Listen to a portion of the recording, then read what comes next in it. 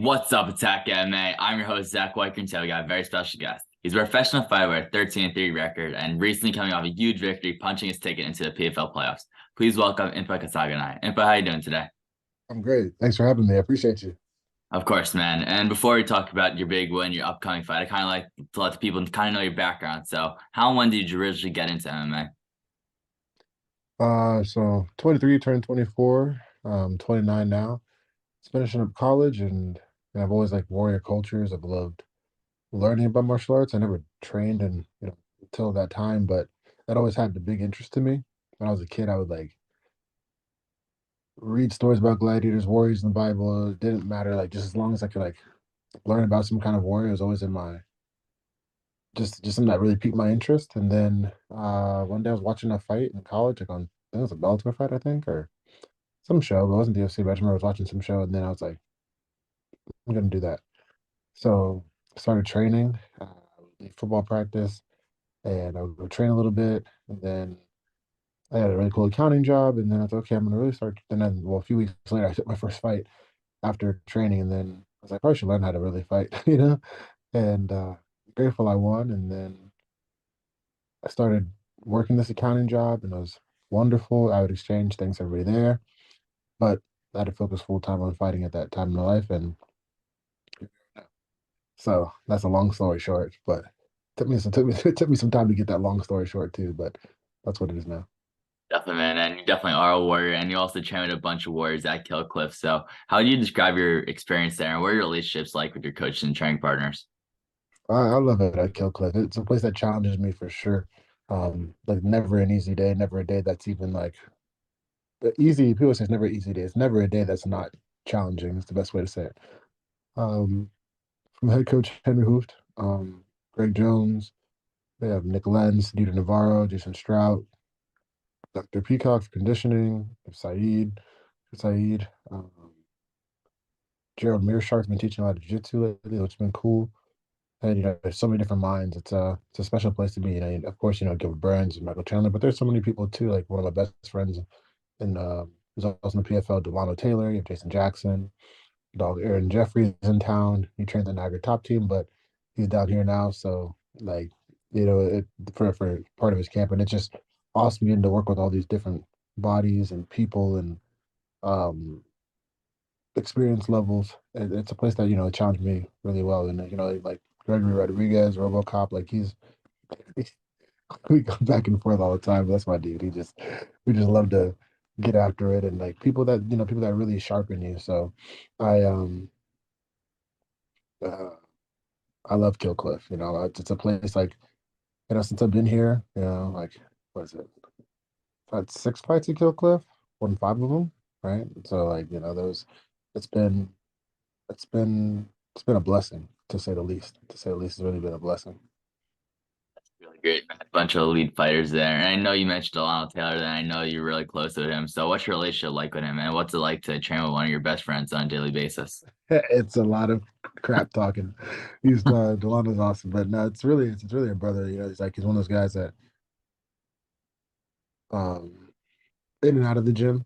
Like you're going to fight for something bigger, and you're like we've been there through each other through the best of times and the worst of times. It's like from like not say the worst of times, but it's like the more challenging times, right? Like when I was released from the UFC to when whether he's won or like one lost a fight with PFL, like the highest moment was like when he knocked out Rory, and then just like the recent moment, like we're still there for each other, and it's just it's a cool relationship, and he's my bro, and when we're sparring, it's time to throw down and get after it, and or in each other's lives, like outside the gym too. So we're just checking on each other, seeing how everyone's doing. Like it makes coming to work that much more special. That's awesome, man. And something also pretty cool is your big victory pretty recently. So, how'd you rate your performance over that victory over Tim Caron?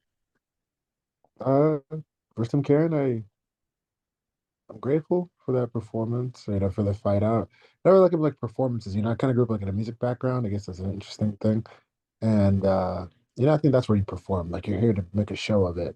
I wanted to dominate him, and I know we did. I'm not gonna like downplay it at all. I give it I'll give it an A, not A minus, not an A plus, but an A. He got that one kick in, and I didn't finish him in the first round, so I wouldn't call it an A minus. We got to finish early in the second, but I know I can do a lot better than I did. So that's what Yeah, I'm gonna do on August 4th. Um, there's certain positions where I can control the fight better in the beginning. There are positions where I could have submitted him faster or finish him with strikes. I needed to refine, which I've been doing, and I'm looking forward. I'm looking forward to the next one, but I'll give it an A. I'll give it an A. Not A definitely, plus, man. not A minus. We're right at the A. Yeah, it was very impressive. And something about you is that you keep getting better. So how'd you say you improved since you got cut from the UFC? Been more organized. Been more focused in my life. I made a commitment like I'm not gonna take junk from anybody or anything, and just really like claim who I am, who God called me to be, and that's been something that's been very helpful for me. I don't try to operate based off my feelings. I go based off like facts and like what I need to be doing on a daily basis, no matter what, no matter distractions I try to come and say it doesn't matter. It's like one thing that matters is me dominating, what I'm called to do and being who I'm called to be. Man, from everything. So like, Coach Jones and wrestling, like learning fundamental wrestling, but I've been applying it at a high level, kickboxing with Henry Hooft, understanding like spacing and all that. Coach Nick Lenz is like a big mentor to me in MMA. And he's on me. He is on me, right? And he challenges me to be the best version of myself in my faith, in my fighting, in my life. And I really appreciate that about him. Coach Navarro, Dieter Navarro, he's awesome. Like I probably see him more than I do anybody, and he just really, really works, to teach me how to like keep it together, right? And that's on the feet or on the ground. He's an awesome MMA coach. Of course, we focus a lot on striking, but he sees things I don't see, and that's been something cool to learn. Coach Jason Stroud and sharp, yeah, very technical, very um, he's a man's man. He's always down, he's down to fight anybody too. If you don't know Coach Stroud, and I like how much he encourages me to be me. So I'm very very grateful for the whole lot of my coaches. Coach Saeed brings a different perspective coming from Mahachkala, or sorry, Osieta, Dagestan. So it's just good to see you get different looks and different perspective that once you put it all together, like I'm ready to dominate any fight. On that win, it was earlier in the night and you weren't locked in the playoffs yet. It wasn't that guaranteed. So were you confident you'd make it to the playoffs, or were you a little bit more nervous as it was not in your hands anymore? It's never in my hands. Like that's how I look at my life. Like my life is in God's hands, and you know, man, the first thing from perfect. But man, I'm a Christian. I just love God, man. I wasn't really like worried. I said, okay, if it was my last fight of the year, I'm gonna be so much better for the next season and be ready to go. And but I believe that I was going to be in the playoffs. I believe that this year I'm going to be PFL champion. Like I declare that and I speak that. I know that. Put in the work in, training, and I love fighting. So it's like somebody told me today. I hope I quote it correctly, but they said, "Start with how you intend to go." Right, and that phrase right there really really stuck with me. It's like start. I want to start. I started this out to become champion in any organization I'm in, PFL, if I was UFC, if I was Bellator, wherever I am, I'm going to be champion. Wherever I'm going to be successful. My dad would tell me that a lot. He's like, doesn't matter where they drop you, be successful.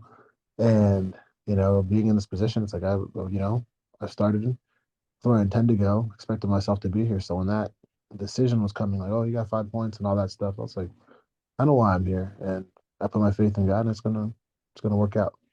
You know. Yeah, definitely. The thing about it is you weren't originally in the regular season roster, as a few people got cut from the tournament and you did get the call. So were you optimistic that you would get that call? And when you did, how did it feel? Yeah, so I mean, man, I was optimistic. I was just kind of wondering when I was going to step in and who I was going to fight, because I know when I found the Challenger Series, I won the contract, and then when I originally thought it was going to be the season, right, from like the get go, which is all good. But then I started hearing about some of the light heavyweights dropping out and like, falling out, and a lot of the fighters falling out. So okay, I'll get the call soon as I'm the first alternate anyway. So barring everything goes according to how I understood. And then we got the phone call, and here we are. We love to hear, it, man. And now, of course, the playoffs, big thing about the PFL is the $1 million. So how much would it mean for you and your family to win that $1 million? Ah, man, that's gonna be when I get that title this year, they had to get that $1 million. It's gonna be a stepping stone in the right direction for what I've been praying for. And like that's something money can't buy, right? Like when what you've been praying for gets affirmed, and you just thank Christ, you're like, God, like this is cool. It means for my family, like I can I can operate in my role, as the oldest son, and like, whatever it's like, split the profits with my parents and family, yeah, for sure. I can invest it, I can grow it, through this company, Live Wealth, that I'm working with. Um, it means that they can start setting up um, ways for that money to be a seed and like, cultivate it and let it grow just so much more. That means my coaches, like I consider my coaches, and it's not even so much training partners, like family, like they can be good, right? In ways like, maybe that be I'm a young fighter. So for them, like, this time in my career to make this would be really cool. For me, it's becoming a world champion and my first time being a world champion. Then it means I'll get to claim this victory, give my parents, my people the belt, get on a motorcycle, ride around for a while, come back, and then be back in practice like about a week or so. That's what it Oh, means. that's great, man. And of course, your next step to get that $1 million against Marthin Hamlet. So looking at him, and what are your thoughts on your opponent about his strengths, his abilities, and what you like about his fighting style? Like Martin Hamlet's fighting style, he comes forward. He fights hard. He's smart. Um, he's down to fight. He's a good coach. He has good coaches. Comes from a good system, and I think he knows where he wants his fights to go.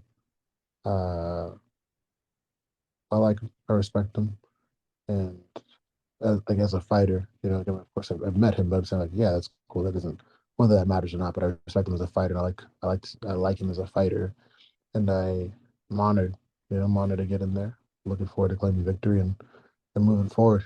You know, go dominate this fight, claim that title.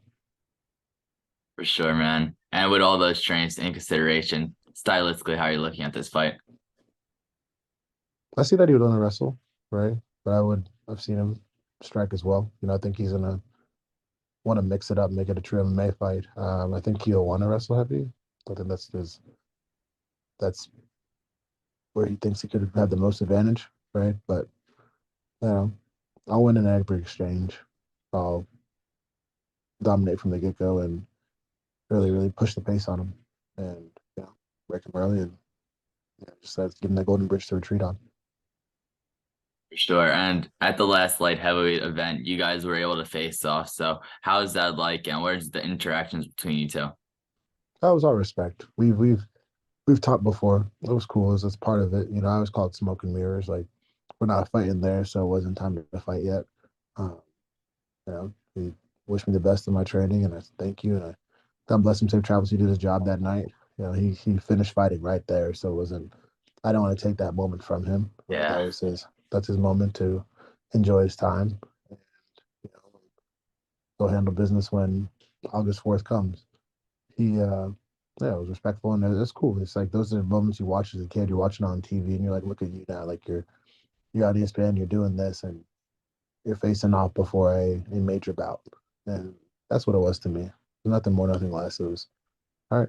There's my opponent. I move forward. It could change too, right? He could get hurt. You never know. I hope he doesn't, or I don't say anything negative against him like that. I'm just saying like things change. So he's a figure on the way to where I'm gonna go. Where I'm going. and you mentioned that there is respect between you two. So would you rather have respect between your opponent, or do you like having a little animosity? Well, I think that, like when it comes to like animosity and respect, like you could have animosity with somebody you do respect, right?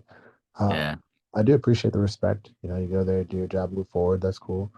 There's animosity as well. Like I don't let it control me. But I dictate how it goes. Like on my own auspices, I don't try to um, make it more than what it is, right? For like for show or for to disrespect a man. I know he's a family. I know he has people he cares about, and they don't need to see him being disrespected or their family being disrespected, their family name being disrespected because it's not how I was raised, right?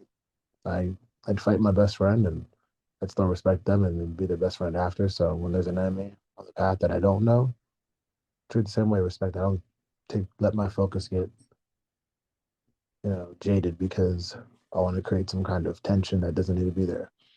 No matter what, I'm going to do my job on August 4th, claim that victory, move forward, and that's what I'm here to do. No matter who the opponent is and whether they respect me or not, or they haven't lost me, like they'll see, right? That's a great way to look at it. And now this will be your fourth fight in the span of 5 months, which is pretty crazy. So, what do you like about being able to fight this active? And is there any other challenges that come along the way? I love being active. When I first had my first pro fights, I had my first 5 fights in about 6 months. Not even, or was it 6 months? Maybe it was less than that. It was definitely less. Um, Back to back to back is pretty much what I'm saying. Like there are 6 fights in 5 months or something like that. The challenge with it, I don't get to ride my motorcycle every day. That's about it. Other than that, I love it. I would prefer probably like an 8 fight season, or a 7 fight season, like 7 8 fight season. I would I'd like to be more active. This is awesome. This year I get 5 fights, right? Title and all that, and plus the challenger. At the same time, I would love to be active. And for me, like the challenges that do come with it, for anybody, wonder, I guess you challenge yourself mentally, focus, right? You make sure to keep yourself healthy and excellent shape year round. And I think those are more requirements and challenges. Maybe those are like the things that are asked of you because you know what you signed up for. Um, I love to fight. So it's like making sure that I love it so much and I just make sure I maintain my discipline as I'm keep doing what I love. Awesome, man. That's really great. And I know you mentioned that people pulled out you're going in because of the whole drug test scenarios. So, what is your Yeah. whole opinions on that whole situation?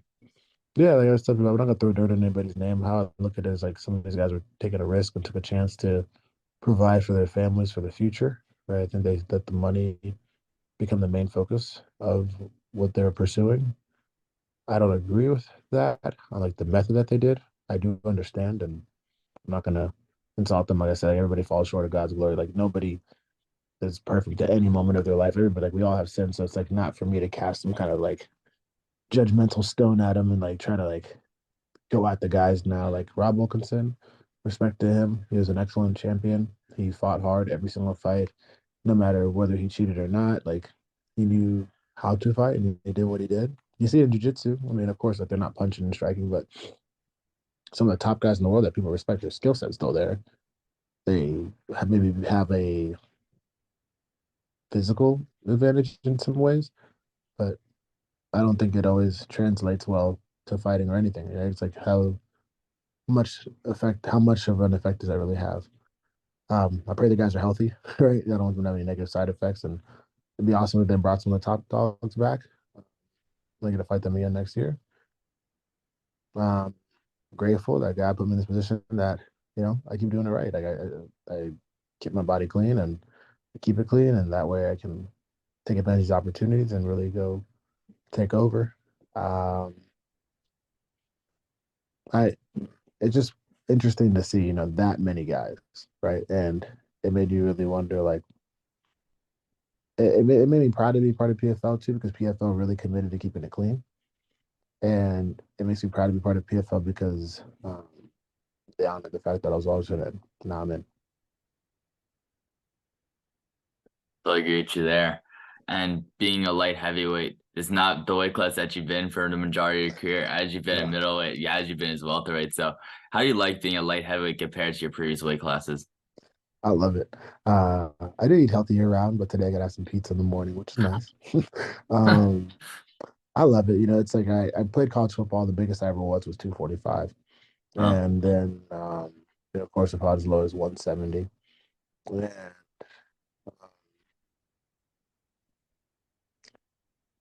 I like it because of course, I don't have to really cut any weight on fight week. and I get to be me every day, the most consistent version of myself. I train, I fight, I train, I spar, I spar, I train. There's no other factor of me having to be like, oh, I gotta maintain this, do this, and like manipulate my body, and then cut the weight down, and then be back to full go the next day. Like I get to be who I'm called to be, and get to showcase that. I get to live in that. So I do like 205.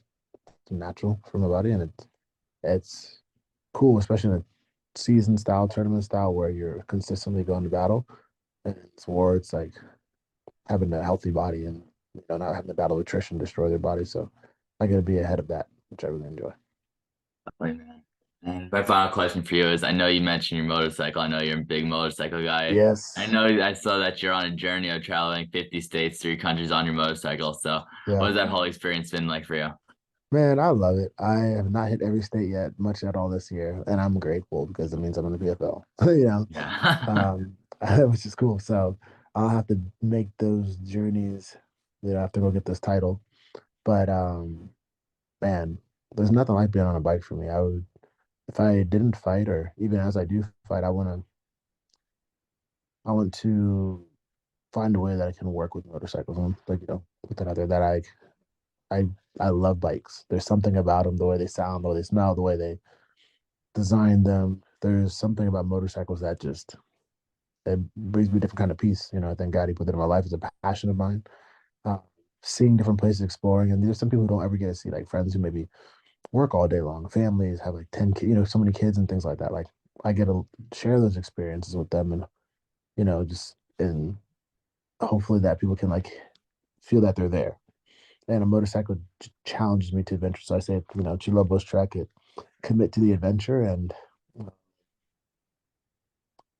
yeah, there's nothing like that. But I've been to a few different states now. I rode from Fort Lauderdale, Florida, to North Carolina. So I passed through Georgia, South Carolina, rode through Texas, in Wales, not all this year. Um, I go all over Florida,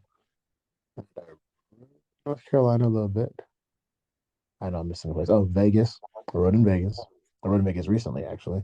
I went to like the Red Rocks, and I rode through close to like Blue Down Crossing. I was going to ride to California, but decided to change up the trip. And then where else did I go? Where else did I go? I think that's it so far. But we're gonna start ticking things off. And anybody who wants to ride and join, just hit me up. We can go on like on group rides. So everybody's welcome. Do you ride motorcycles? I get a bike, man. Get a bike. I'm telling you, it's the best decision ever. Maybe, man. That's pretty awesome, though. Is there anything you want to plug before you out of here? Man, stay tuned for Live Wealth Financial Services. I really want to be able to change how things are done. To help fighters keep money in their pockets, help every small business, anybody who really wants to like, learn how to grow their assets, gain more assets. It's tax mitigation, it's consulting, it's um, uh, financial planning, right? Getting to work with this awesome company. It's been great. Like actually work with it, not strictly. They're not sponsored. This is not a sponsored post, but it's something that I will be sharing a lot more as time goes on, and showing people how they can have their money work for them in a legal way, how they can save money, how they can pay others, and you'll be seeing some news about it here shortly. That's great, man. Impa, it's been a pleasure having you on. I wish you the best of luck in your upcoming fight. Folks, that'll be all for today. Until next time, peace.